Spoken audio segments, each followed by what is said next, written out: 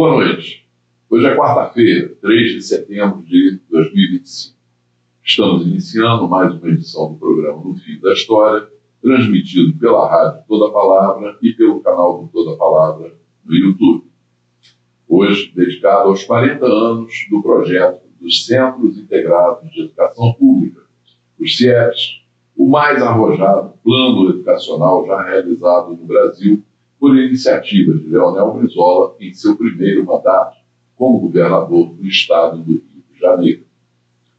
O programa No Fio da História entrevista a professora Lia Faria, uma das principais colaboradoras de Darcy Ribeiro, o grande mentor do programa educacional dos CIEPs. Antes, porém, vamos ver uma matéria da jornalista Meane Albuquerque sobre esse projeto tão combatido pelas elites e considerado a maior inspiração para a adoção da implantação do ensino de tempo integral em todo o país. Os CIEPs, Centros Integrados de Educação Pública, estão completando 40 anos.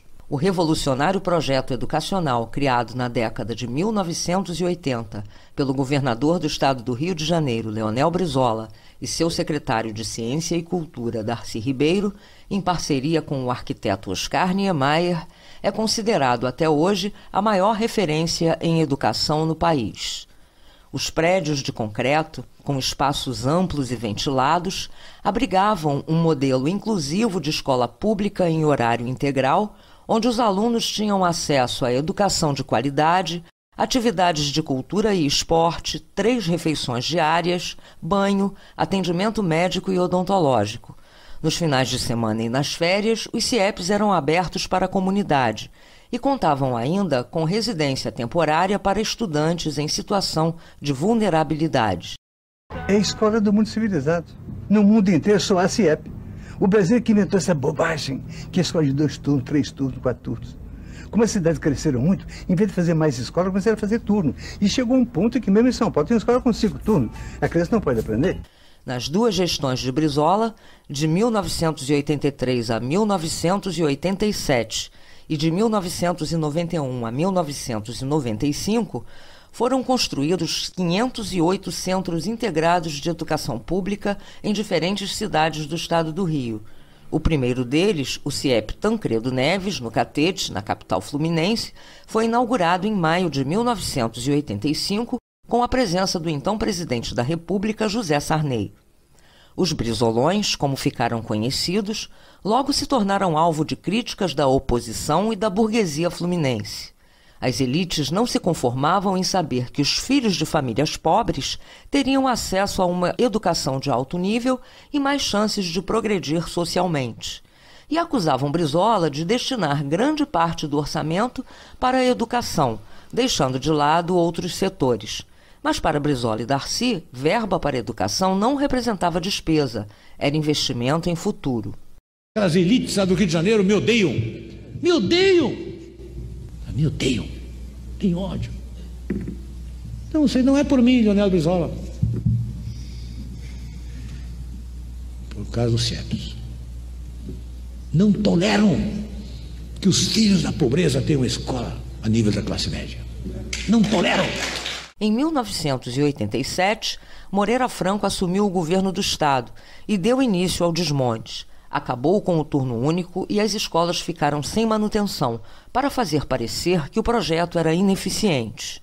Com a volta de Brizola ao Palácio Guanabara em 1991, os CIEPs mais uma vez ganharam força, novas unidades foram construídas e, ao final do governo, os investimentos em educação, sem qualquer ajuda federal, somaram US$ 1,2 bilhão. Quando Brizola saiu do governo, em 1995, o eleito, Marcelo Alencar, abandonou os prédios, símbolos de seu antecessor, instituiu 2 turnos ou mais, achatou salários dos professores e acabou com a proposta pedagógica de educação inovadora e inclusiva, alegando que o projeto era inviável por ser caro demais. Na época, cada aluno tinha um custo mensal de $44,53, enquanto cada detento do sistema prisional custa ao Estado $581,99 por mês. Eu vi agora no Rio, o prefeito, por questão política, está tirando 350 mil crianças, que eu deixei CIEP de dia completo, que é 30% da criança do Rio, e mandou colocar em meio período, por economia. Fazer economia com criança vai ficar mais caro que vai pagar para eles na prisão, na polícia para tomar conta dele. É uma barbaridade. O modelo de educação pública defendido por Brizola e Darcy encontrou eco em outras cidades brasileiras que reproduziram o conceito. O projeto até hoje serve de inspiração para gestores, como é o caso do presidente Lula, que sancionou recentemente a lei que institui o programa Escola em Tempo Integral, com um investimento de R$4 bilhões. Na capital fluminense, dos 101 CIEPs existentes, 14 foram tombados em junho pela prefeitura, por seu valor histórico e cultural. Eu sou fruto da escola pública e posso afirmar, toda vez que eu vejo um CIEP, fico emocionada. Esses espaços transformaram vidas e mostraram que a educação é um instrumento de igualdade, cidadania e transformação social. Celebrar os 40 anos dos Brizolões é também reafirmar que o PDT continua lutando por uma educação pública de qualidade e se orgulha profundamente desse projeto que mudou a história de nosso país. Parabéns aos professores, servidores, estudantes e famílias que fizeram e continuam fazendo parte desta história. Que os próximos 40 anos sigam mantendo viva a chama da educação pública e integral, fortalecida pelo trabalhismo do PDT no Brasil. Há 40 anos atrás, o governador Leonel Brizola colocava em curso a sua grande revolução pela educação pública através do programa dos Centros Educacionais de Educação Pública, os CIEPs. Era o ano de 1985. O governo do Estado havia inaugurado o primeiro dessas escolas, que depois chegaram a mais de 500 unidades, que foi o CIEP Tancredo Neves, no bairro do Catete, no Rio de Janeiro. O programa No Fio da História tem o prazer de trazer aqui aos estúdios da Rádio Toda a Palavra a professora Lia Faria, que colaborou diretamente com o Darcy Ribeiro no projeto educacional dos CIEPs. A professora Lia ajudou a montar todo o arcabouço didático que fez parte daquele grande projeto educacional que, no dizer de Paulo Freire, foi o maior projeto educacional da América Latina. Não eram só aquelas belas linhas arquitetônicas de Oscar Niemeyer, mas sim um grande projeto educacional. E também aqui nos estúdios, o ex-ministro do Trabalho, ex-deputado federal Brizola Neto, que participa sempre aqui No Fio da História, com seus comentários, fazendo os comentários, as análises daqui do programa, e o sociólogo André Lemos. O André é autor de um trabalho importante sobre o embate entre o governador Leonel Brizola e as organizações Globo, que tentaram destruir e, de certa forma, conseguiram, em boa medida, o projeto dos CIEPs. Lia, é um prazer estar com você aqui. André, é um prazer. Brizola, muito bom a gente estar de volta aqui com esse grande tema do seu avô, o tema dos CIEPs, que foi um marco na educação brasileira e está aí até hoje, com o presidente Lula reconhecendo a importância do ensino em tempo integral e pedindo desculpas publicamente, como aconteceu alguns meses atrás, por uma certa oposição que o PT empreendeu no início do programa. Mas eu queria, em primeiro lugar, que você também desse as boas-vindas aqui à professora Lia e ao André, para a gente começar essa conversa sobre os CIEPs. Bom, primeiro cumprimentar você, Carl, né, mais uma vez aqui, mais um programa aqui, nosso Fio da História, hoje com esse tema importantíssimo, né, eu acho que nada mais importante do que resgatar a memória desse que foi o maior programa educacional que já foi implementado no Brasil. A alegria de receber o André Lemos, um amigo aí que a gente tem aí há muitos anos, e que fez esse trabalho importantíssimo, né, mostrando como a mídia, liderada pela Organização Grupo, tentou boicotar ao máximo, né, um programa educacional tão importante. Hoje a gente vê a educação sendo um grande consenso, né? Ninguém fala contra a educação, mas na década de 80, essa ideia inovadora, essa ideia que dava dignidade à educação pública brasileira, ela foi combatida ao extremo pela Rede Globo, e o livro do André, ele mostra isso. Ele mostra as centenas de reportagens, né, publicadas no jornal o Globo, combatendo o CIEPs. E agradecer aqui a presença da Lia, né? A Lia é essa história viva aqui do nosso lado, né? É o relato de quem participou por dentro, quem esteve ao lado do professor Darcy Ribeiro, esteve ao lado do Brizola, implementando esse programa, né, que, como eu disse aqui, é o maior programa até hoje implementado dentro do Brasil.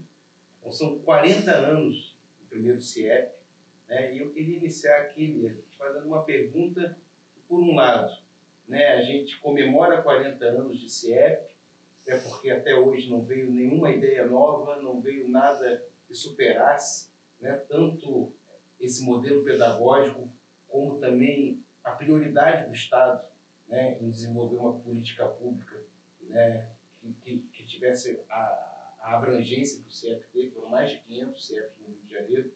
Então, assim, a gente não teve até hoje nada parecido, mas, ao mesmo tempo, um lamento, né? Um lamento de ver que talvez a gente tenha perdido o bonde da história, né? Tenha perdido a oportunidade de ser vanguarda na educação brasileira. Hoje, o Rio de Janeiro amarga colocações sofríveis, né, nos indicadores de educação, e a gente vê assim que, tirando raras exceções, né, pela dedicação, pelo heroísmo, né, de algumas diretoras que conseguem manter, né, o projeto pedagógico do CIEPs, a maior parte dos CIEPs hoje, o que resta é simplesmente um prédio. Então, eu queria te ouvir um pouco isso, né, o que são esses 40 anos de CIEP, tudo que aconteceu e como a gente perdeu, como o Rio de Janeiro perdeu esse bonde, né, para ser vanguarda da educação brasileira. Bom, eu primeiro falar da minha satisfação, né, de estar aqui com 3 companheiros, alguns de muito tempo, de muita luta, né, de que o bom filho a casa torna.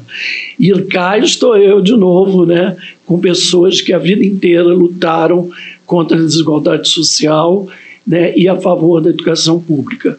E vamos assim, acrescentando ao nosso grupo já mais antigo, né, nós hoje temos o André Lemos, que é uma grande aquisição. Eu participei da banca de dissertação dele, que ele fez esse trabalho maravilhoso, cujo livro se chama A Globo versus CIEPs. Eu recomendo quem ainda não leu para ler o livro. Mas dizer o seguinte, eu sou uma pessoa incorrigivelmente otimista.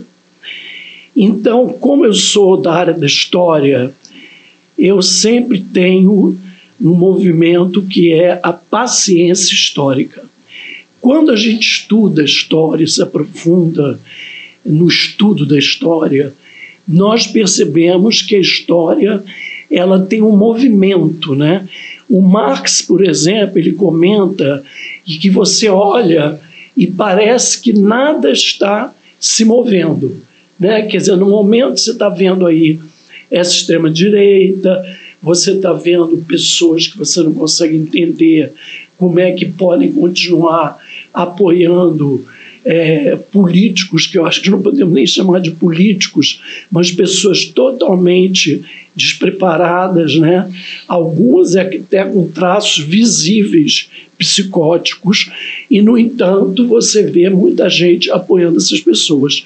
E claro que essa extrema-direita, os ricos, os mais ricos, não querem mudar a situação social do Brasil. E mudar a situação social do Brasil significa, como o Brizola tinha muito claro, investir na educação, na educação e na educação. Sem educação não há democracia e não há libertação de nenhuma sociedade. Mas por que eu falo aqui na paciência histórica? Quando Marx diz, aparentemente, você não vê nenhum movimento, é porque, na verdade, para ele, né, se você pensar na questão da dialética, né, na tese, na antítese, ele mostra que, de forma imperceptível, essas mudanças já estão dadas. Então, se você observar uma série de movimentos que estão recrudescendo, você próprio vinha conversando comigo na vinda para cá, como que de repente só se fala em CIEP, só se fala em Brizola, só se fala em Darcy. Gente, o WhatsApp está invadido das figuras do Darcy, do Brizola e dos CIEPs. Será que é só por causa dos 40 anos? Claro que não. É porque esse movimento já começou. Então, eu queria dizer hoje que o fruto hoje da minha grande esperança é um movimento fantástico que está havendo no Brasil inteiro, há coisa de uns 5 anos, em luta pela educação pública, que está capitaneado, coordenado pela professora Jaqueline Moll da URGS, e que eu tive o prazer de participar desse encontro nacional ano passado, justamente em Brasília, justamente no Bejódromo, que eu não conhecia ainda, o Memorial Darcy Ribeiro. Eu vim de lá profundamente emocionada, porque foi um evento fantástico de 5 dias, em que 1.000 pessoas, inclusive prefeitos, políticos, falaram em prol da educação integral. Então, a minha esperança recrudesceu, renasceu. E para reforçar, esse ano, em Porto Alegre, em julho, mais uma vez eles me convidaram, teve um evento fantástico, 1.000 pessoas, em plenas férias de julho, 1.000 professores, todos que trabalham com educação integral. Eu vi, fazendo parte de uma mesa, um prefeito do interior do Rio Grande do Sul, de 37 anos, pasmem, do PP, defendendo ardorosamente os CIEPs. E quando ele desceu, ele me encontrou, professora, faço questão de tirar uma foto com a senhora é uma referência. Nossa, eu fiz os maiores elogios a ele, falei, é difícil ver um parlamentar, ver um político que tem a causa da educação pública como prioridade 0, como Brizola tinha. Né? Nesse evento em Porto Alegre, Brizola e Darcy Ribeiro foram aplaudidos de pé, foram ovacionados. Então, eu quero dizer que a nossa esperança não acabou. Eu concordo com Marx, há um movimento. Quando a gente está aqui nesse programa do Fio da História, é um desses movimentos imperceptíveis. Né? O trabalho do Hertal, que é um trabalho, uma luta antiga, com o jornal Toda Palavra, com vários movimentos de tentativa de manter o processo histórico vivo, é um desses movimentos que o Marx se refere. Então, se cada um de nós perceber que a esperança está de volta, que talvez, quem saiba, seja um grande momento histórico da volta das ideias do Darcy, do Brizola, do antigo trabalhismo. Muito bom, Lia. Eu tive o privilégio, né? Fui em 1984, 85, quando começou o projeto, né, do CIEPS, a construção, aquilo né, entrou em marcha, uma revolução verdadeiramente entrou em marcha, né? Eu tive o privilégio de acompanhar ali passo a passo. Eu era um jovem repórter e estava incumbido. Nós tínhamos um projeto também a nível de imprensa no primeiro governo Brizola, que era usar o Diário Oficial para tentar furar o bloqueio da mídia contra o governo. Então, eu participei da equipe que criou ali o DEO Notícias, que era uma seção noticiosa dentro do Diário Oficial, que circulava entre os funcionários públicos, também era vendido em bancas, e também servia como pauta, enfiava a pauta na mesa dos pauteiros dos jornais, né? E eu fui incumbido de cobrir o programa do CIEP. Creio que eu fui o jornalista que mais botou os pés dentro dessas escolas. Acompanhei diariamente, eu tinha uma atribuição de escrever pelo menos uma página de tabloide todos os dias sobre o projeto do CIEPS. Acompanhei de perto, vi todo aquele esforço extraordinário do Brizola, sem um centavo de recurso federal, mas com uma equipe extremamente aguerrida, uma equipe que sabia que estava participando de um processo revolucionário, que era uma revolução que estava em marcha, uma revolução através da educação. Você estava naquela linha de frente, né? Depois você exerceu outros cargos, foi secretário de Educação, né? Secretário de Educação de Niterói também, e aqui em Niterói você fez um encontro, promoveu um encontro, que foi o único encontro entre Paulo Freire e Darcy Ribeiro depois do exílio, né? Depois que eles voltaram do exílio. Foi uma coisa marcante, e eu queria que você abordasse um pouco aquilo que vocês viveram ali naquele momento de participar daquele grande esforço, né, revolucionário através da educação, e que levou Paulo Freire a dizer, como eu falei no início, que aquele era, de fato, o maior projeto educacional já realizado na América Latina. Eu queria que você recordasse um pouco aqueles tempos.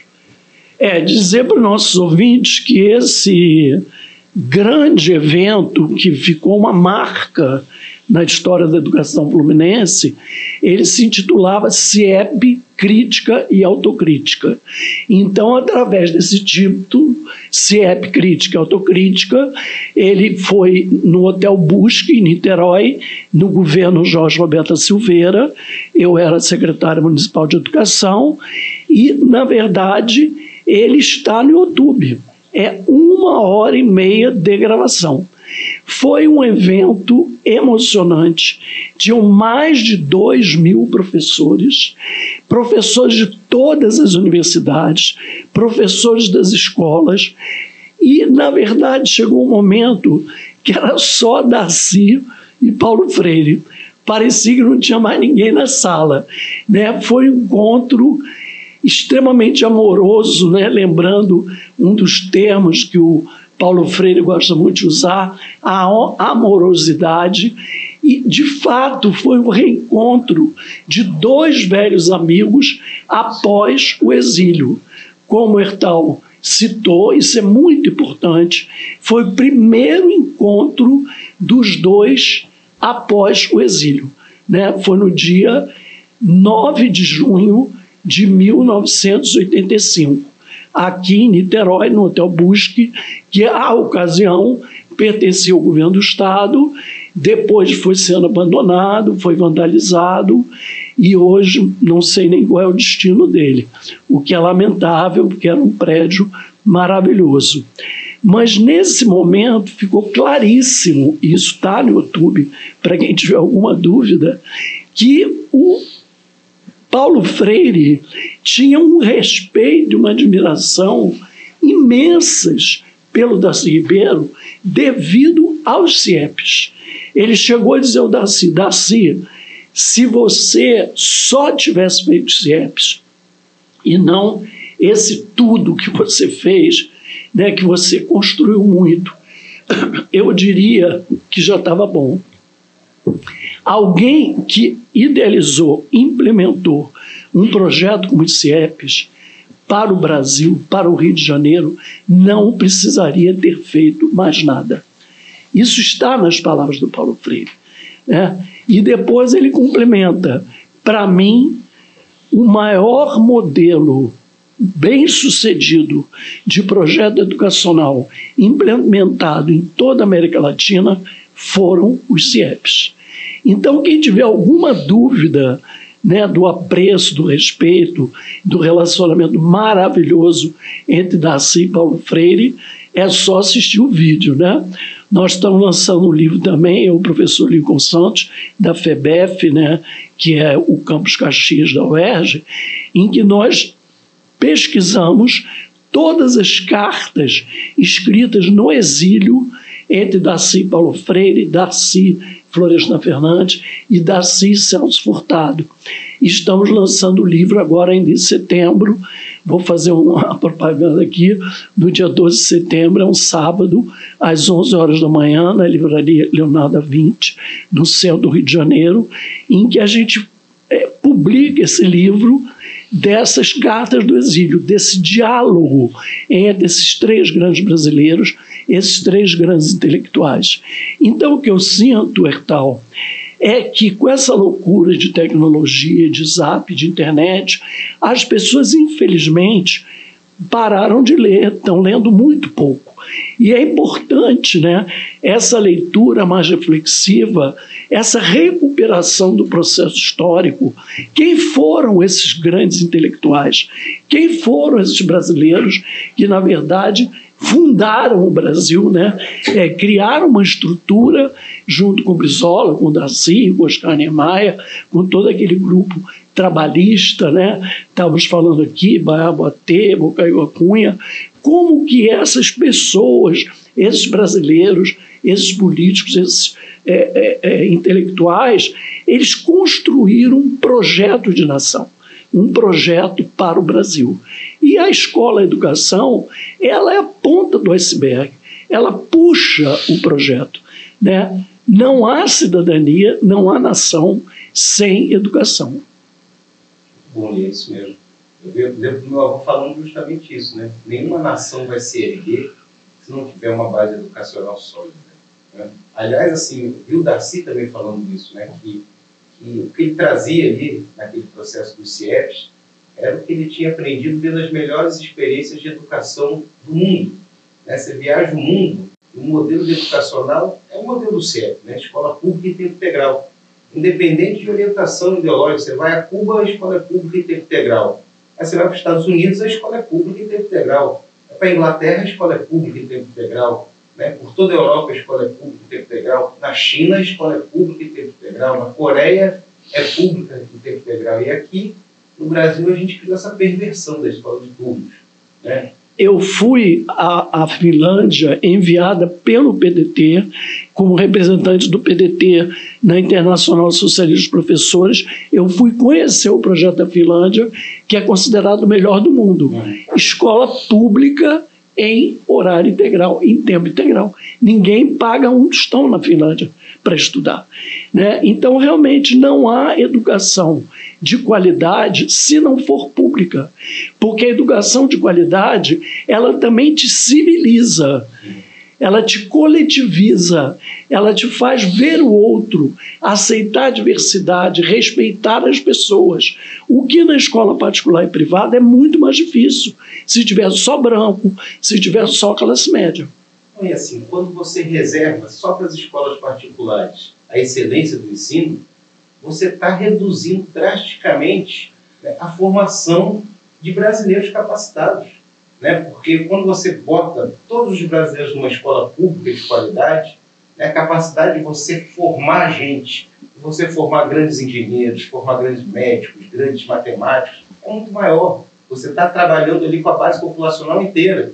Quando você restringe isso a uma escola particular, né, e hoje você vai ver as escolas particulares de ensino de excelência, há mensalidades ali que... Astronômicas, reservadas a uma pequena elite. E dali, daquele laguinho pequeno, é que eles vão tentar pescar as melhores cabeças, né, a formação aí da intelectualidade brasileira. Então, isso é um verdadeiro crime. Eu lembro de o professor Cristóvão, né, Cristóvão Buarque, que apoiou sempre o CIEPS, né, embora às vezes tenha algumas posições polêmicas da economia, mas no CIEPS ele sempre foi um apoiador, era amigo do Garcia, falava assim, o Brasil, né, volta e meia, faz sempre o melhor jogador de futebol do mundo, né? Mas a gente não tem um prêmio Nobel da matemática, não tem um prêmio Nobel da física, da química. E ele falava assim, mas é porque para jogar futebol aqui todo mundo pode. Qualquer esquina tem um campinho de várzea ali, o cara vai jogar, e se ele for bom ele vai se afirmando, daqui a pouco ele está jogando no clube, daqui a pouco está jogando na Europa. Né? E quantos melhores do mundo da matemática, da química, da física, da literatura se perderam pela falta de uma escola, né, de um campinho para poder jogar? Então, assim, esse pensamento, né, tem muito a ver com um projeto de nação. A gente tem um investimento sólido em educação, né, é fundamental para a gente conseguir ter uma nação de fato que seja dona do seu destino. Agora, você está falando sobre a falta de acesso a uma escola de qualidade como essa, né? Bem, o CIEPS sofreu uma contra-revolução, né? Sofreu encabeçada pela TV Globo, que o André daqui a pouco vai falar um pouco sobre a pesquisa dele, mas estima-se que ao longo desses 40 anos, depois de toda a sabotagem feita contra o CIEPS, contra o projeto do CIEPS, estima-se que 5 milhões de alunos, de jovens, foram privados daquela qualidade de ensino aqui no Rio de Janeiro, no estado do Rio de Janeiro.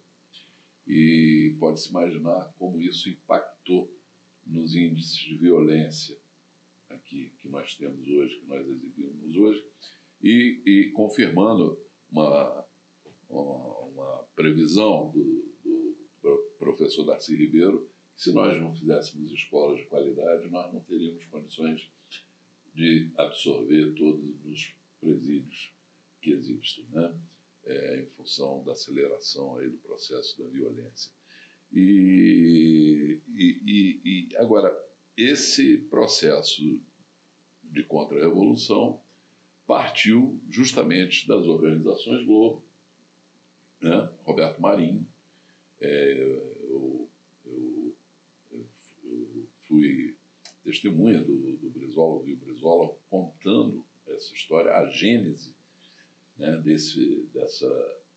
dessa sanha do Roberto Marinho contra o projeto do CIEPS. Porque quando o projeto foi lançado, embora sempre foram adversários políticos, mas ainda havia um nível de diálogo ali entre o Brizola e o Roberto Marinho, e o Brizola teve uma preocupação uma das primeiras pessoas a quem ele apresentou o projeto foi o Roberto Marinho. Ele levou ao Roberto Marinho o projeto do CIEPS porque ele sabia o poder do Roberto Marinho para o bem e para o mal, né? Então, levou na esperança de conseguir o apoio das organizações Globo. O projeto apresentou e isso o Brizola contou. O Roberto Marinho olhou, viu e tal, não falou nada. E aí, depois, numa segunda ocasião, que eles se encontraram, o Brizola cobrou dele. Então, doutor Roberto, o que você achou do nosso projeto? E ele virou para o Brizola e falou, olha, governador, o senhor quer fazer escolas, construir escolas, está tudo bem. Não é? Pode fazer até umas bonitinhas, tipo uns chalezinhos. Agora, não precisa disso tudo. Para que isso tudo? Não precisa de tudo isso. Bom, isso aí era as próprias oligarquias brasileiras, que sempre foram as beneficiárias dos recursos públicos, dizendo que os pobres não merecem todo esse investimento, né? Bom, ali selou a ruptura definitiva entre o Brizola e o Roberto Marinho. O Brizola ficou indignado com aquilo e falou, não tem mais jeito. Não tem nível de diálogo, né? E aí veio a campanha aberta da TV Globo, do jornal o Globo, contra o projeto do CIEPS, contra a revolução da educação empreendida pelo Brizola, pelo Darcy. E o André fez um trabalho, né, o livro A Globo versus CIEPs, né, e que fez um grande estudo, uma pesquisa mesmo, de fato, do que foi aquela ofensiva, aquele ataque sistemático e virulento das organizações Globo contra o CIEPs. Eu queria, André, que você relatasse um pouco sobre a sua pesquisa e os resultados a que você chegou. É isso. Olá para todas e todos. É uma honra estar aqui ao lado de amigos, Carlitos, Hertal, nossa matriarca do campo educacional, Lia Faria. E é isso. De alguma forma, alguns aspectos já foram colocados aqui e a constatação evidente de um embate da Globo em relação ao CIEP, né? O estudo, particularmente, que eu fiz, trata do primeiro programa especial, ou seja, que se colocou em prática em 85 e foi até o final do primeiro governo Brizola, ali, né? Com a não eleição do Darcy Ribeiro em 87. Você tem ali, pouco mais de 2 anos, 1.543 notícias no jornal O Globo, praticamente quase 2 por dia, majoritariamente crítica negativa, ou seja, uma publicidade midiática para desqualificar o projeto CIEP. A crítica e a forma como depois a gente viu um certo declínio, o CIEP não era criticado pelas suas falhas, na nossa percepção de pesquisa, ele era criticado pelas suas qualidades, né, e envolvia diferentes disputas de interesses ali, né, e aí tem a questão política, tem a questão corporativa, ou seja, tem uma série de perspectiva.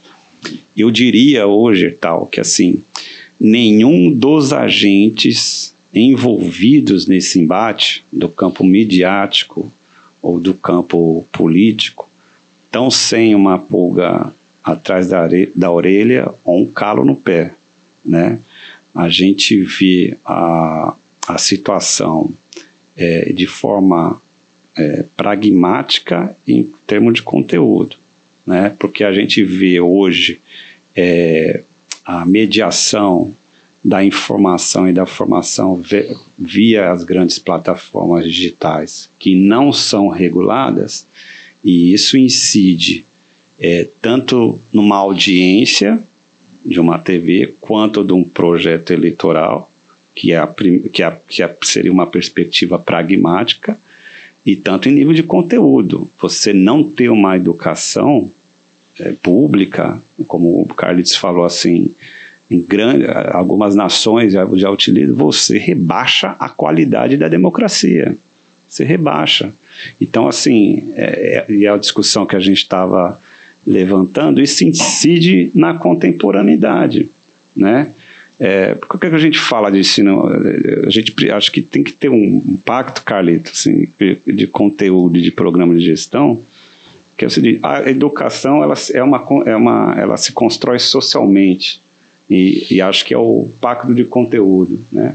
Você tem que levar em conta a determinação e os determinantes sociais, e aí você não nega a história, não se deve negar a história, né? E a perspectiva de gestão, que é muito simples, eu venho repetindo, são 4 elementos.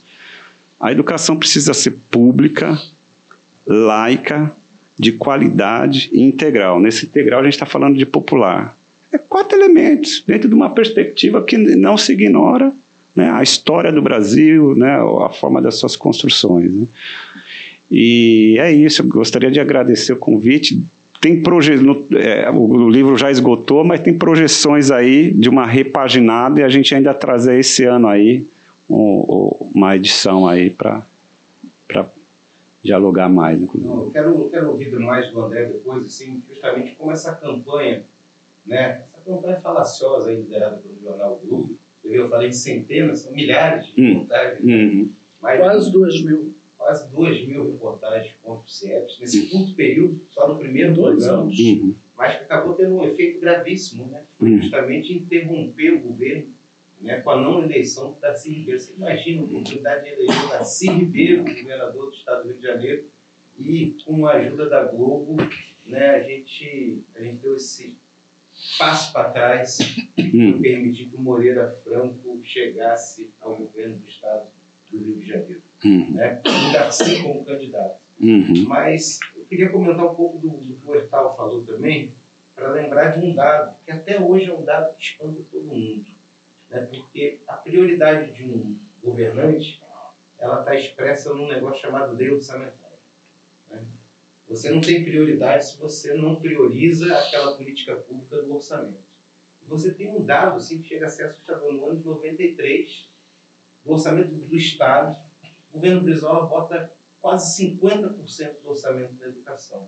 Até hoje, algumas pessoas vêm me perguntar como é que foi possível o Brizola colocar tanto dinheiro na educação, né? Como é que foi possível pegar metade do orçamento público do Estado e colocar na educação? Eu queria ouvir da Lia, né, o que era essa escola? Né? Porque a gente fala muito do CIEP, do Centro Integrado de Educação Pública, da escola de tempo integral, mas tem muita gente que não, até pelo boicote, né, dos meios de comunicação, pelos boicotes que vieram da esquerda e da direita, né? Tem que lembrar que o CIEP foi muito criticado por setores da esquerda também, né? Muita gente não conhece o que era essa escola, né? O que é essa educação integral, né? O que era essa escola que cuidava das necessidades, principalmente das crianças mais pobres, né? Então, eu queria te ouvir um pouco isso. O que era o CIEP? Na verdade, o sonho, né, dessa escola, o sonho do Darcy, do Brizola e do Niemeyer, é que ela fosse de fato uma escola pública, da res pública, da coisa pública, republicana para todos. Ela é o meu sonho de consumo, o meu sonho de escola para os meus filhos e para os meus netos. Quer dizer, o fato de eu ser uma pessoa branca, de classe média, privilegiada, escolarizada por essa sociedade, que deixa tantos outros, milhares, à margem, não pode apagar esse sonho pelo qual a gente luta, de que todos, independentemente da sua situação financeira, tenham acesso a essa escola. Porque, como mulher, hoje eu fico pensando nesse mundo que a gente está vivendo, de tantos problemas gravíssimos de pedofilia, de feminicídio, que nós estamos vendo agora a ponto do Congresso resolver despertar, né, com esse escândalo que está sendo feito, aprontado por um youtuber de 26 anos lá do Paraná, para que as pessoas acordem do uso que está sendo feito de crianças e adolescentes nesses canais virtuais. E aí eu te pergunto, hoje, mais do que nunca, uma escola que abraça a criança e a sua família e a sua comunidade, porque era isso o CIEP, era uma escola que abraçava a criança, a família e a comunidade. A criança entrava ali, os pais podiam ficar tranquilos, porque a criança ia ter o dia completo de atividades, de aulas e atividades recreativas, música, arte, educação física, ia ter acesso ao médico, ia ter acesso ao dentista, ia ter uma alimentação de qualidade, café da manhã, almoço e jantar antes de ir embora. Antes de ir embora, ela tomaria banho, então ela teria várias noções de higiene. Eu me lembro do Brizola uma vez dizer, mais importante que ensinar é educar. Eu achei incrível um político, um estadista, porque ele era um estadista, que tivesse essa visão clara, porque o ensino não pode ser só uma repetição, né, currículo, enviar um monte de conteúdo na cabeça da criança. O que é educar? É preparar a criança para o mundo, para conviver em sociedade, para conviver na sua família. Além disso, alguns tinham até piscina, uma maravilha em bairros mais pobres, na Zona Norte, bairros muito mais quentes, que as crianças, as comunidades tinham muita dificuldade de ter acesso à praia. Tinha biblioteca com 3.000 volumes, todas as bibliotecas dos CIEPs, com 3.000 volumes. Então, a criança, além de todas as atividades letradas, esportivas, ela tinha as artísticas com animação cultural, que eram pessoas da própria comunidade que entravam ali para interagir a cultura com a educação e tinham acesso livre aos livros da biblioteca. Na hora do recreio, nos horários livres, se ela quisesse, ela poderia ir à biblioteca. Ela poderia levar livros para casa emprestados. Outra coisa, a biblioteca também era aberta às famílias e à comunidade. E nos finais de semana, a escola era aberta para atividades solicitadas pela família, como uma festa de 15 anos, até velório, tudo isso foi feito ali. Ou seja, atividades sociais daquela comunidade. Ou seja, o CIEP veio para abrigar, para interagir com aquela comunidade. É uma escola sem muros, uma escola que entra dentro da comunidade e a escola se apropria dela, né?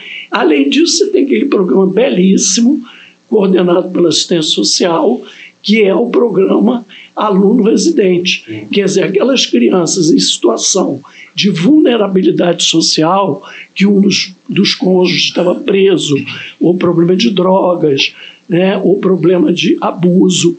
Então, essas crianças tinham uma casa de 12 meninas e uma casa de 12 meninos, em que eles ficariam de segunda a sexta. Não era internato, não era substituir a família.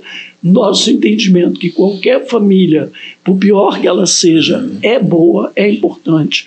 Então as crianças eram retiradas no final de semana, se não pelo pai ou pela mãe, por uma madrinha, por uma tia, por uma irmã mais velha. Ou seja, eles não perdiam o contato nos finais de semana com as suas famílias. É um projeto fantástico, exemplar, que consegue integrar de uma forma como nunca foi feita na política e na gestão pública brasileira, 3 áreas, 3 campos fundamentais, que é a educação, a saúde e a cultura. Só através desses 3 campos você vai criar e fundar realmente uma nação e um povo crítico, participante, que possa, inclusive, se posicionar criticamente nos processos eleitorais. E por isso não interessa esse acesso a essas massas que ficam na periferia, que ficam nas comunidades, que ficam de massa de manobra dessas igrejas pentecostais e massa de manobra, né, desses políticos, entre aspas, que eu nem chamaria de políticos, né? Pessoas totalmente despreparadas, sem compromisso nenhum com o Brasil ou com o Estado do Rio de Janeiro.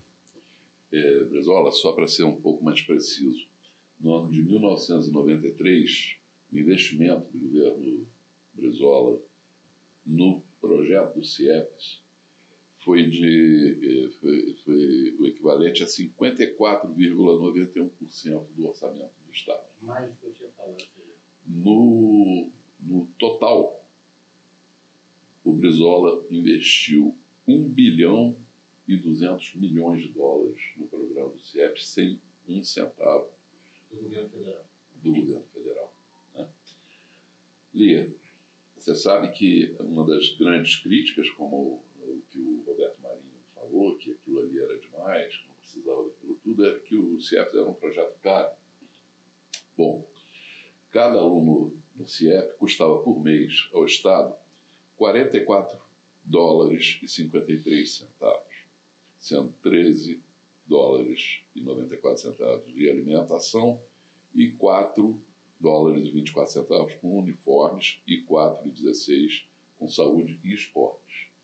Pois bem, cada detento no sistema prisional no Rio de Janeiro custa ao Estado $581, mais de 10 vezes o custo de um aluno do CIEP, né? Essa é a tragédia, né, que nós vivemos com o desmonte dos CIEPs, com essa contra-revolução que foi encabeçada pelas organizações Globo e que teve as suas expressões políticas nas figuras dos ex-governadores Moreira Franco e Marcelo Alencar, que foram os grandes destruidores do projeto. Eu queria que você falasse um pouco, Bia, sobre esse processo também de desmonte que todos nós vivemos, e você mais ainda, com extrema tristeza.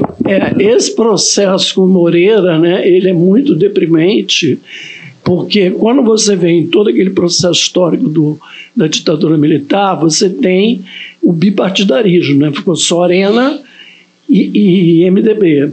E você tinha um grupo, né, inclusive no Rio de Janeiro, que era um pessoal que se dizia MDB da esquerda, né, o MDB da esquerda, muitos vinham do Partido Comunista, e esse pessoal vai se colocar totalmente contra o projeto do CIEPS.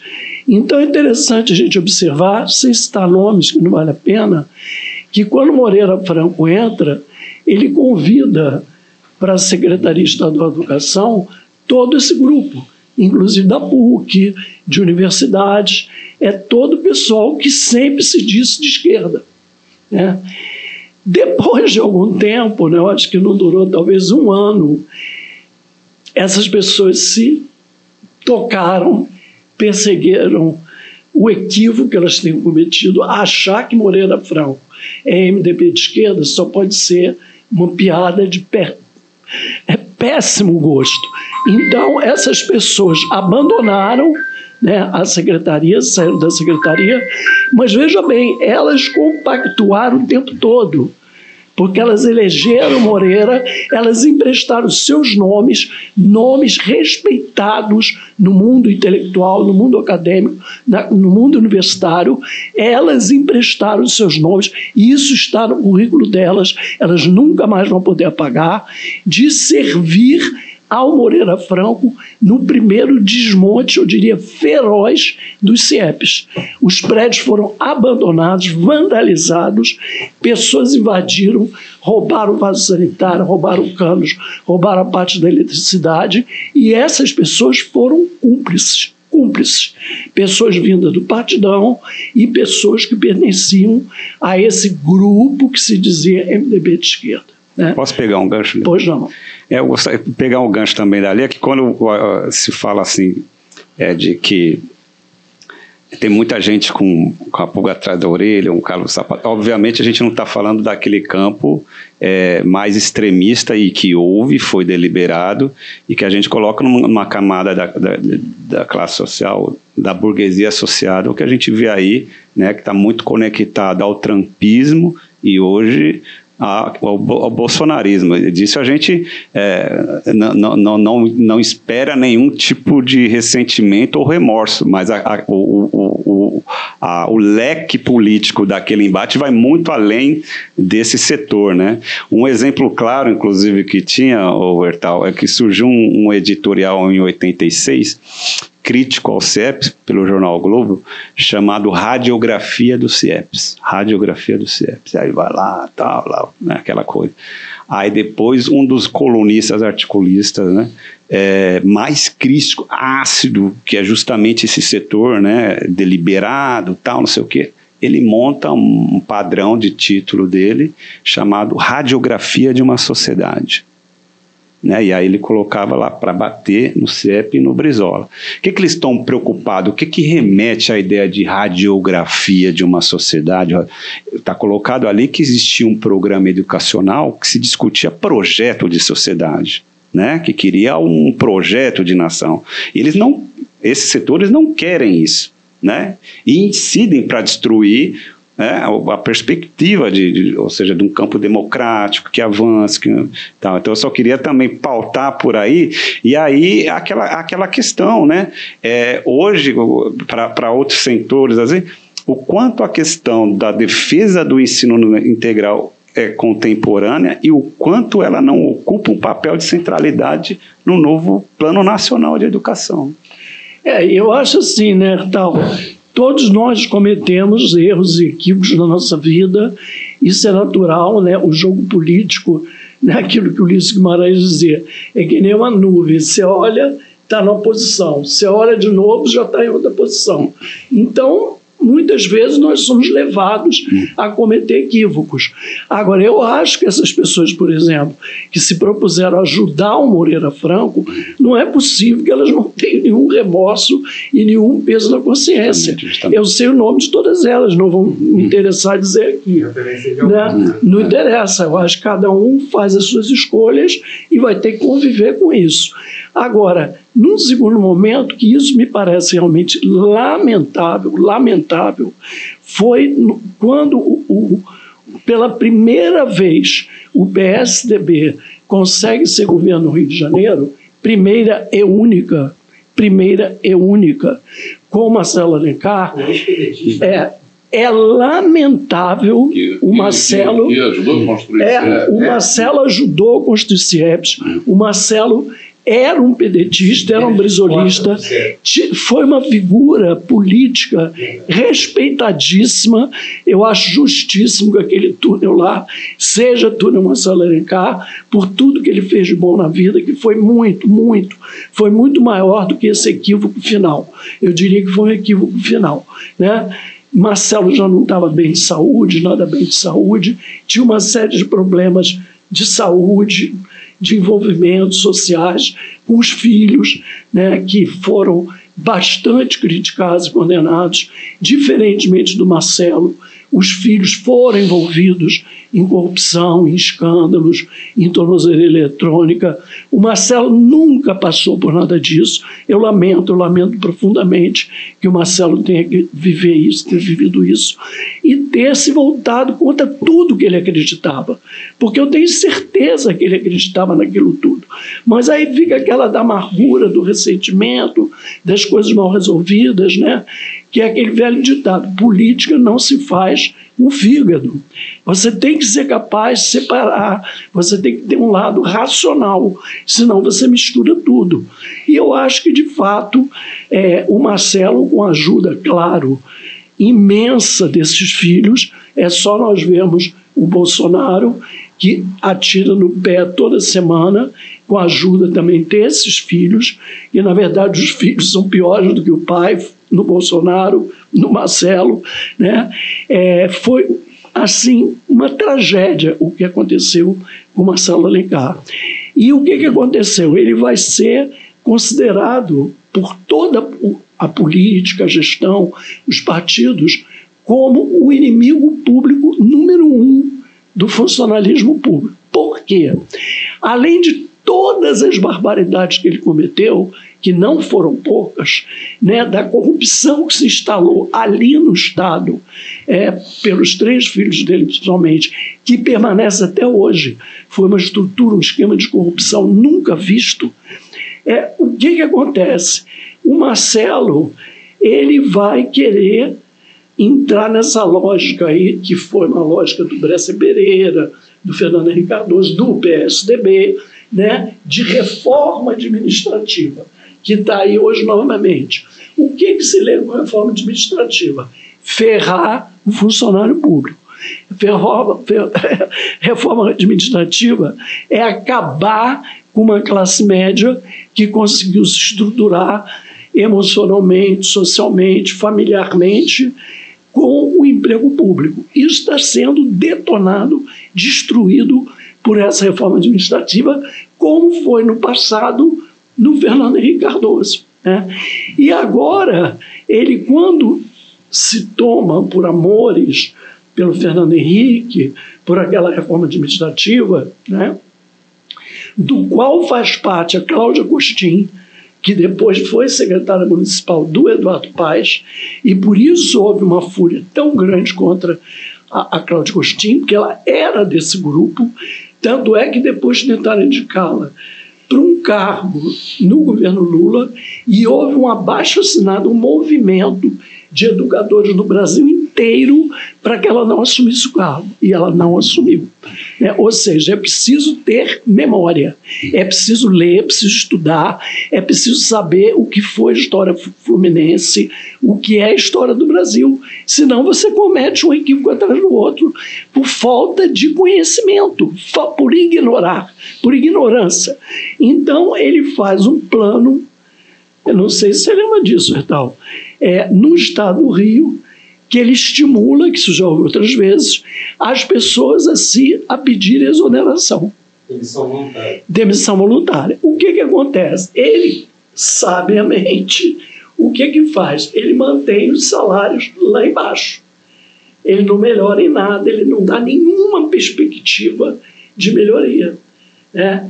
Então já tinha havido um achatamento horrível, né, com o Moreira Franco, né, o processo inflacionário, as coisas aumentando, as privatizações, a situação da classe média, a situação do funcionário público foi ficando desesperadora. Então algumas pessoas realmente, até de boa fé, venderam as suas matrículas achando que era uma chance naquele momento de sair do sufoco. Eu me lembro, quando eu fui ser secretário estadual de educação no governo do Garotinho, que era Garotinho, Benedita era vice, o número de pessoas que me procuraram, desesperadas, algumas chorando, profundamente arrependidas de terem entrado na demissão voluntária. Só que quando você entrava na demissão voluntária e você realmente assinava, não tinha como você voltar. Agora, uns, felizmente, só abandonaram. Estavam se sentindo super aviltados, largaram para lá. Como, por exemplo, o Désia Medeiros, que foi uma grande liderança, né? Aí o Désia, nós conseguimos, entre outros, recuperar uma matrícula dessas que ela abandonou. Os que abandonaram fizeram processos e, de forma protocolar, totalmente honesta, puderam retornar, né?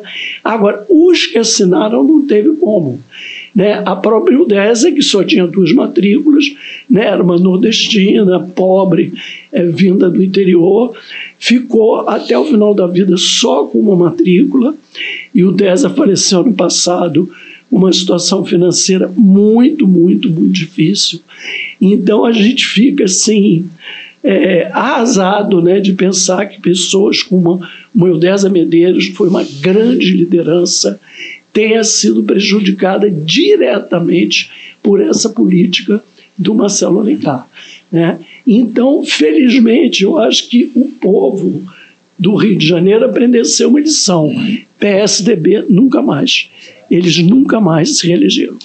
Eu vejo essa traição do Marcelo Alencar e a sua adesão ao neoliberalismo, Fernando Henrique, como uma das páginas mais deploráveis da política brasileira. Né?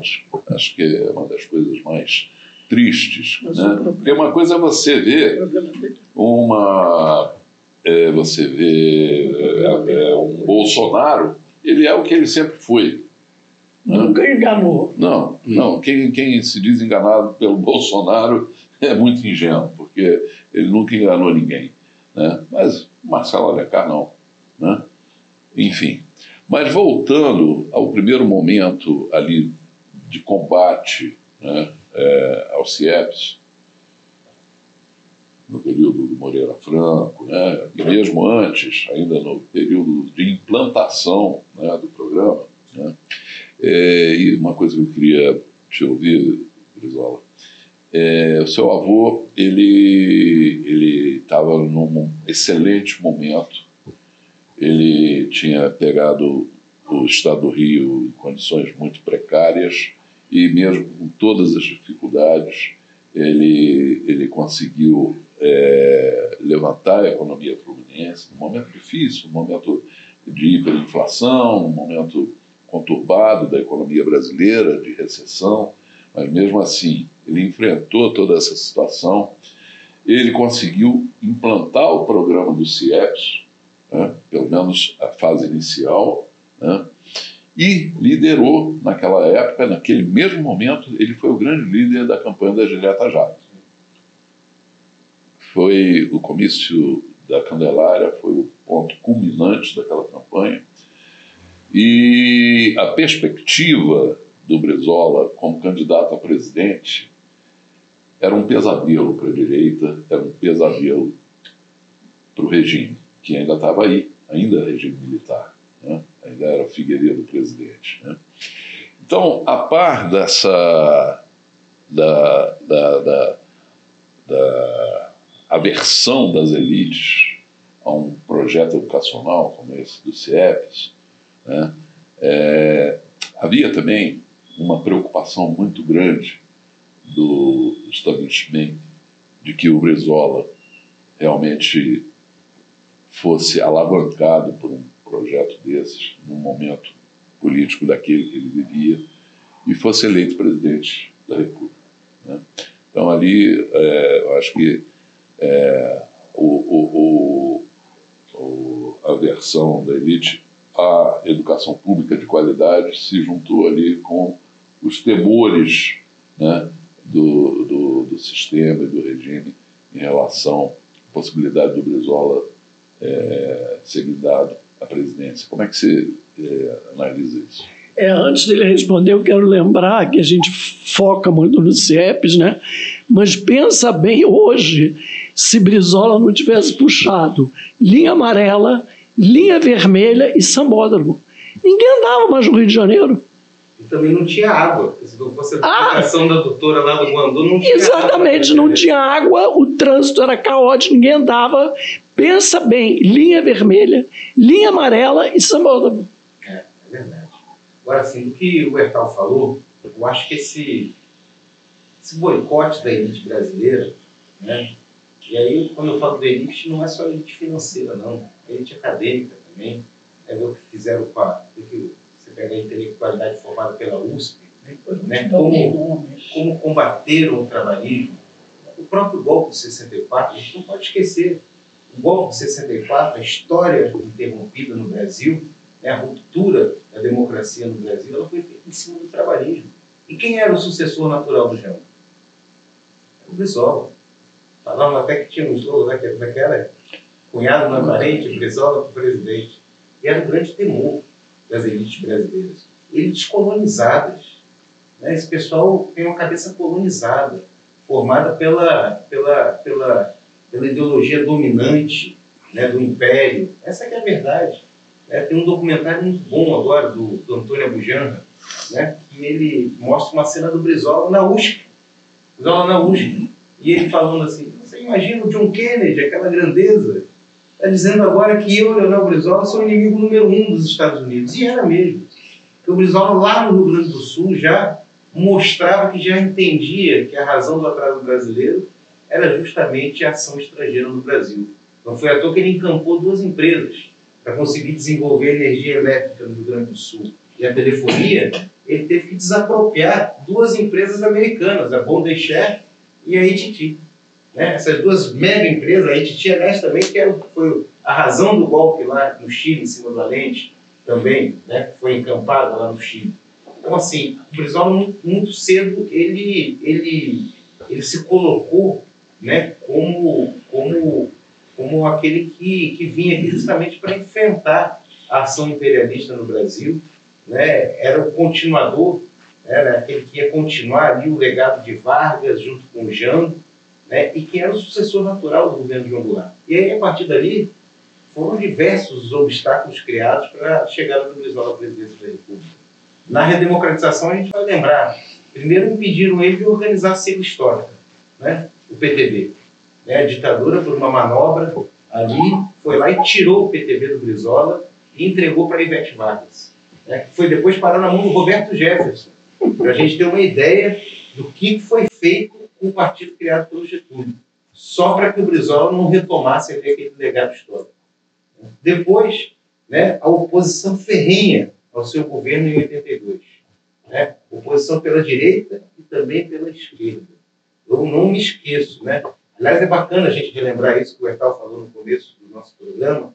Né? O presidente Lula teve a humildade de pedir desculpas ao Brizola e ao Darcy pela oposição que ele mesmo fez, influenciado por alguns educadores do PT. Né?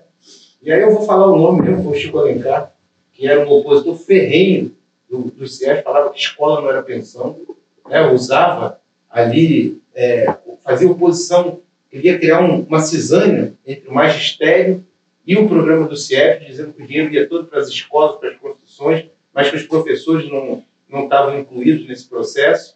quando, na verdade, o Brizola fez o melhor plano de cargos e salários para todo o magistério fluminense até hoje. Eu não sei se você lembra o deputado estadual, acho que era Luiz de Oliveira. Sim, lembra esse deputado estadual do PDT? Que depois até acho que saiu da política, sim, né? Acho que até lamento, porque foi um bom deputado, sim, e um dia, reencontrando com ele, muitos anos depois, ele estava relembrando que o melhor plano de cargos e salários foi feito por ele enquanto deputado do PDT, né, e aceito pelo Brizola, que era o governador. Isso ninguém fala.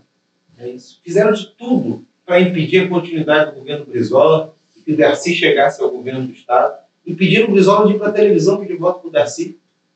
Fizeram de tudo naquele momento para impedir que tivesse uma continuidade do governo Brizola com a eleição do Darcy Ribeiro. E esse processo ele foi sendo obstaculado ao máximo, até chegar na eleição de 89, e o Brizola não vai para o segundo turno por menos de meio ponto percentual. Né? E assim, eu acho que esse pedido de desculpas do Lula para o Brizola, ele vai além, inclusive, da questão dos CIEPs. Eu acho que, na verdade, eu tive uma oportunidade, quando líder da bancada do PDT, sabe, então, eu tive a oportunidade de encontrar com o presidente Lula. E nós estávamos num momento importante, ali, sabe, a gente estava aprovando política de salário mínimo, a gente estava mudando o marco regulatório do pré-sal, sabe, acabando com o regime de concessões que entregava o petróleo para as multinacionais, colocando a Petrobras de novo como operadora única do pré-sal. E aí o presidente Lula me recebeu, o líder do PDT. E o presidente Lula disse assim, olha, eu tinha muitas brigas com teu avô era muito teimoso também, mas nas grandes questões nacionais a gente estava sempre junto. Estivemos juntos nas diretas, estivemos juntos brigando contra as privatizações do governo Henrique, estivemos juntos também na eleição de 98. Inclusive, na eleição de 98, o Brizola teve a humildade de ser vice do Lula, né? Numa chapa que eu achava aquele retrato meio invertido, né? Eu acho que a chapa, por coerência histórica, ela deveria ter sido ao contrário. Mas estiveram juntos, a verdade, elas estiveram juntos nas grandes questões nacionais, quando o Brizola sempre estiveram juntos. E o Lula, naquele momento ali, eu fazendo a visita como líder da bancada do PDT, ele chegou e disse assim para mim, se eu tivesse hoje, né, aquilo era o ano de 2006, se eu tivesse em 1989 a cabeça que eu tenho hoje, nós já estaríamos governando esse país há muito mais tempo. Então, é que, além dessa desculpa, né, em relação aos CIEPs que a gente falou aqui, esse pedido público de desculpa, ele ali naquele momento estava reconhecendo que a vez de 89 era do Brizola. E que naquele momento, sim, influenciado por uma intelectualidade ali da USP, né, influenciado por gente como Fernando Henrique Cardoso, como Francisco Belfort, o Lula não teve a compreensão de que o Brizola era a ponte com o fio da história. Que o Brizola era a retomada de um projeto nacional de desenvolvimento. Aliás, que o Brizola era a expressão de um projeto nacional. E, naquele momento, o Lula não tinha compreensão. E quis o destino, olha como é que é a história, olha como é que é a vida, né? Que o Lula fosse emparedado por esse mesmo imperialismo que fez obstaculou o Brizola de chegar à presidência da República. Esse mesmo imperialismo se levanta agora contra o Lula, né? O Império Americano aí com suas tarifas, com a sua indevida intromissão na soberania, tentando manipular a justiça brasileira, querendo interferir no processo da justiça brasileira para salvar a pele do Bolsonaro, se volte contra o Lula. E aí eu acho que o Lula está na frente de uma oportunidade histórica, né, de ser o candidato que vai unir o povo brasileiro em torno de um programa getulista, em torno de um programa brizolista, de afirmação da soberania nacional. Então, assim, é um momento, acho que é muito importante, e acho que, realmente, assim, o governo está diante de uma grande oportunidade. A gente estava falando, né, de como o Brizola foi impedido, né, de chegar. O Brizola foi o maior presidente que o Brasil não teve, porque foi impedido pelo imperialismo, foi impedido, inclusive, por muitas forças internas, inclusive de esquerda, em algum momento, né, teve forças de esquerda como oposição para chegar à presidência da República. A gente vê essas mesmas forças hoje se levantando contra o Lula. E, na verdade, não é uma oposição pessoal, né, Bertal? Isso é uma oposição às ideias. Isso é uma oposição ao programa. Eles não querem ver uma nação soberana. Não querem ver um país desenvolvido, com uma educação pública de qualidade, formando brasileiros, né, brasileiros e brasileiras capazes de desenvolver o nosso país, desenvolver nossas forças produtivas, superar a herança colonial, ser um país fornecedor de matérias-primas e importador de produtos industrializados. Então, assim, eu acho que essa nossa conversa, né, ela revela muito isso. Né? A oposição aos CIEPs, na verdade, é uma oposição ao Brasil e ao povo brasileiro. Na verdade, a gente já está se encaminhando para o final do programa. E eu queria deixar, então, uma questão final aqui para vocês, exatamente com relação aí, que envolve o presidente Lula, que, sim, ele fez uma meia-culpa, pediu perdão ao Brizola, achava, ele reconhecendo que eles podiam ter abraçado mais o projeto do CIEPS e não fizeram naquela época. Mas agora, o presidente Lula reconhece a educação integral como o caminho para a educação brasileira. Ou seja, de uma certa forma, parece que a semente plantada pelo Brizola está aí. Né?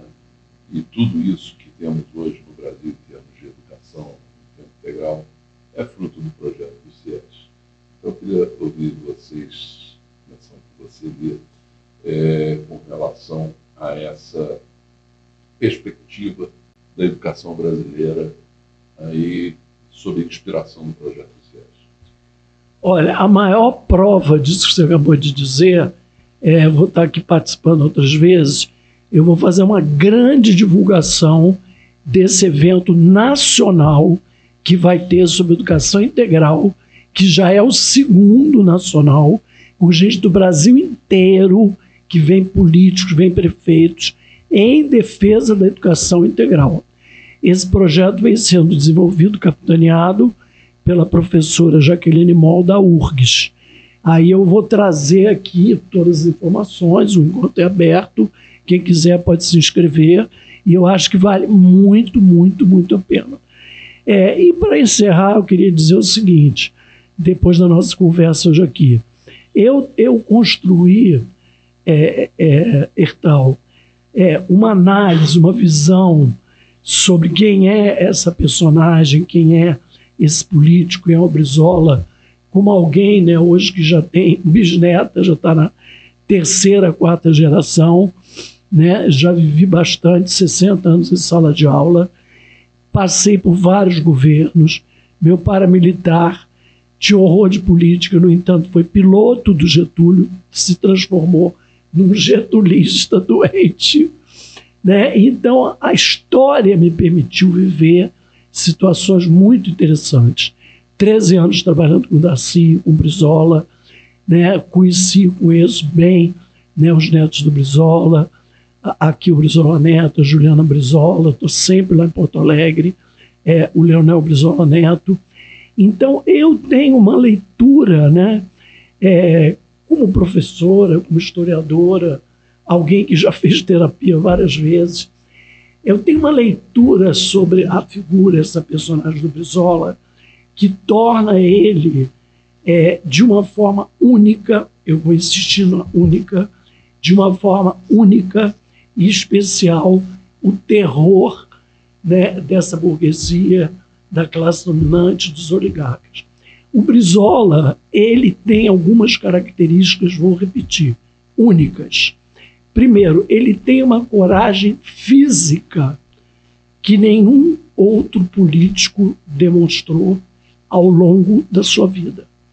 Né? Quem pegar a história do Brizola, quem pegar aquele período da radiolegalidade e de como ele enfrentou praticamente sozinho, né, aquela tentativa de golpe contra o João Goulart, você pode ficar claro quem é Leonel de Moura Brizola, aquele homem, aquela personagem, no sentido de coragem, de disposição para o enfrentamento. Eu volto a dizer, é única. Né? Então, a coragem do Brizola, que não é só física, ela é também existencial intelectual quando ele ousa fazer um projeto da grandiosidade dos CIEPs e jogar, como se mostrou, 54% do orçamento. Então eu vou usar algumas palavras, além de coragem. Esse destemor do Brizola, ele realmente é assustador. Numa sociedade que é feita de várias máscaras, de várias faces, é uma sociedade branca, hipócrita, machista, homofóbica, que todo mundo engole sapo, finge que não vê, finge que não viu, para ficar bem na fita, para se manter nos cargos, para se manter nos empregos, aceita barbaridade dos chefes, aceita assédio moral, aceita até assédio sexual, para não perder vantagens e interesses. Ora, uma pessoa como Brizola, ela desconcerta, quebra, estilhaça em 1000 pedaços esse espelho branco, racista dos oligarcas e da burguesia brasileira, com a sua coragem, com o seu destemor e com o seu imenso compromisso com o povo brasileiro, que eu volto a dizer, único pela qualidade deste compromisso. André Lemos, você que levantou, né, essa guerra da Globo, do Roberto Marinho contra os CIEPs. Eu queria que você nos dissesse aqui agora, 40 anos depois, quem ganhou essa parada aí? Brizola ou Roberto Marinho? Olha, é uma pergunta, estava até que eu vinha discutindo, porque a OCIEP, em nível de pauta e de referencial de iniciativa em políticas públicas na educação, ela é incontestável, né? Nós vivemos falando. Ela é base para a justificativa da centralidade do ensino, da política de ensino integral no novo Plano Nacional de Educação. Essa é uma referência nacional, onde tem as principais recorrências de avanço em educação se pautaram pelo ensino integral, e as primeiras dessas iniciativas se pautaram pelo exemplo do CIEPs.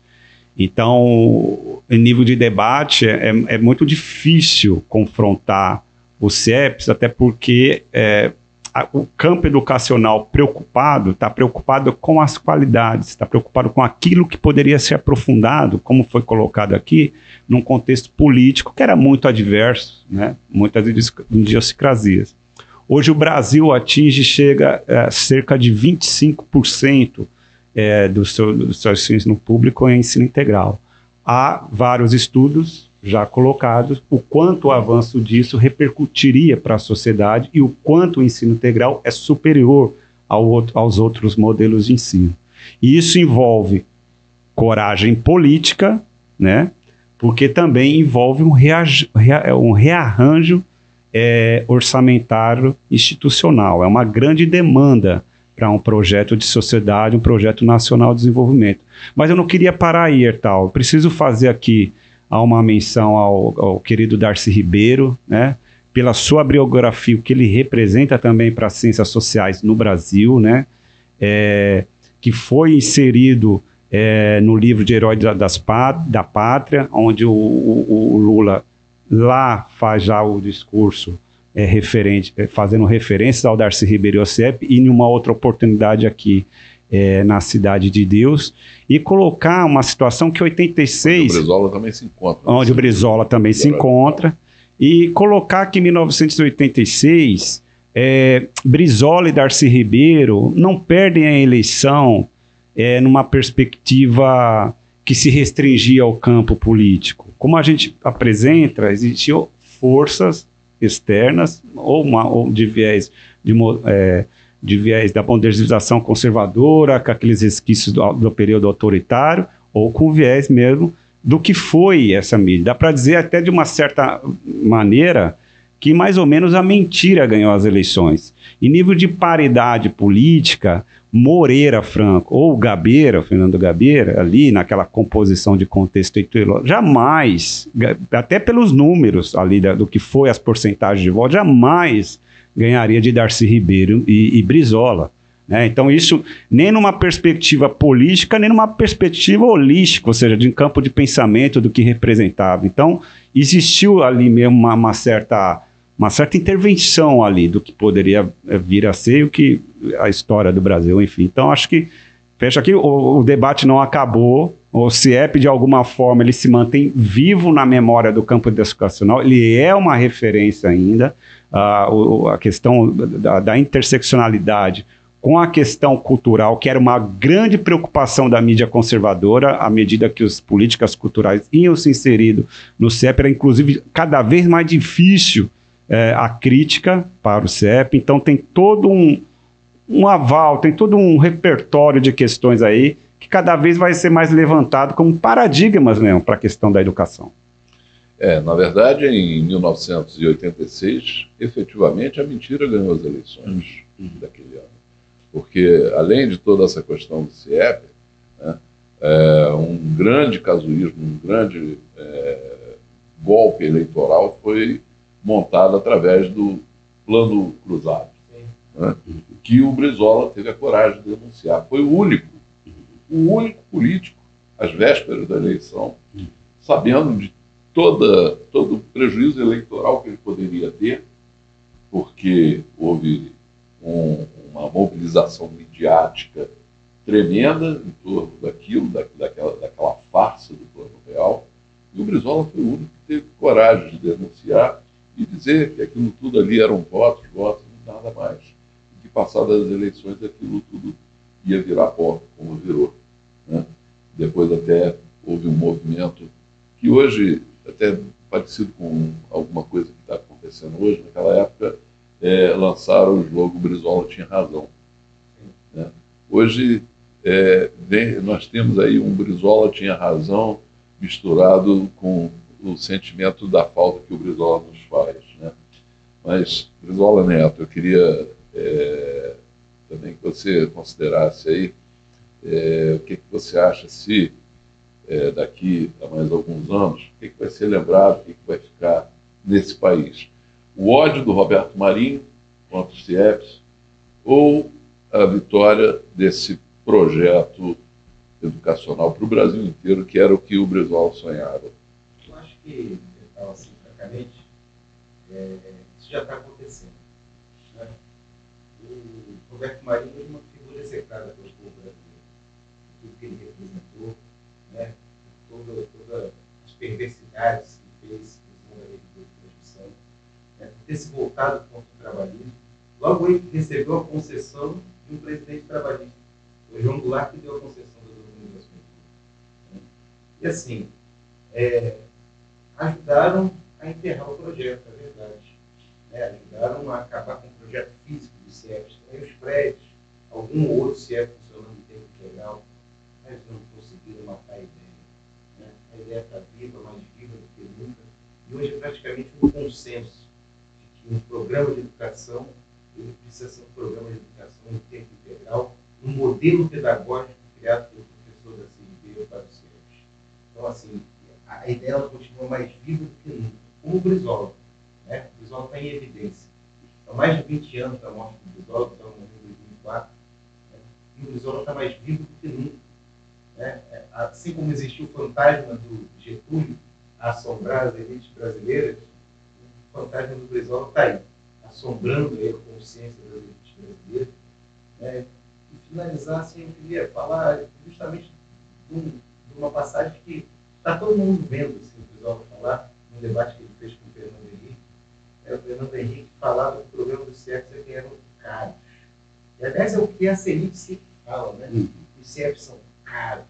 Esse dinheiro que é negado das crianças vai parar na mão dos banqueiros, vai parar na mão dos empreiteiros, que é negado pela educação brasileira. Desculpa, Brizola, nos tempos atuais é como se fala naquele debate que o Fernando Henrique foi jantado pelo Brizola. Verdade, jantado. Ali seria a maior das nações. Até hoje tentamos. Ele responde ao Fernando Henrique. caro, professor Fernando Henrique, é o custo da ignorância. Então, esse dinheiro que é negado às crianças vai parar na mão dos banqueiros.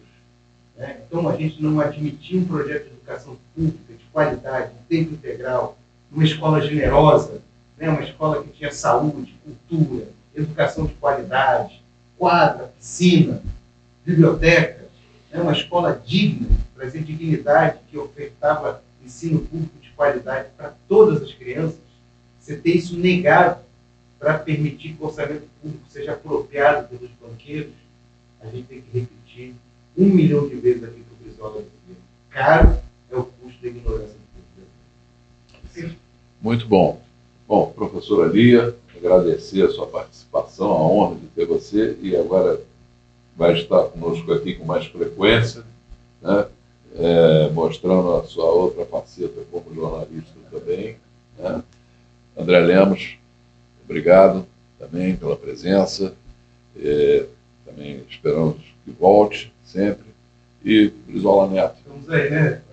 Estamos aí e vamos continuar aí a buscar essas verdades que só o fio da história pode nos trazer. Obrigado. Obrigado, professora. Obrigado, André.